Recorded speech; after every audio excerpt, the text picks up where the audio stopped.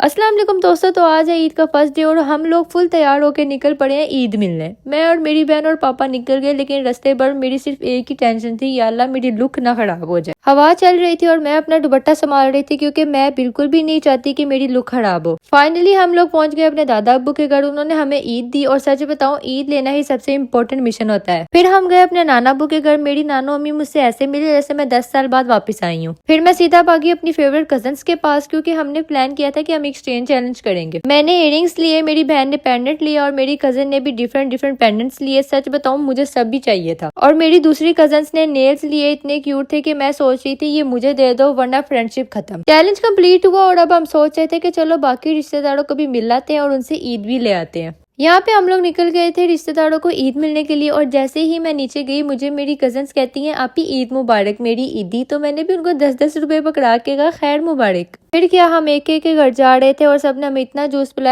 पिलाया कि हम लिटरली टैंकर बन गए थे ताकि हम खाना भी ना खा सके। सबसे मिलके फिर जब हम घर आए, हम लोगों ने चिप्स मंगवाई, चिप्स पे अटैक किया, पिक्स ली, पोजेस बनाया और मॉडल की तरह शूट करवाया। फाइनली हम लोग घर के लिए निकल चुके थे और जैसे ही हम घर पहुंचे वहाँ पे हमारे छोटे कजन्स हमारा पहले से ही वेट कर रहे थे कि आप ही आएंगी तो हमें ईदी देंगी।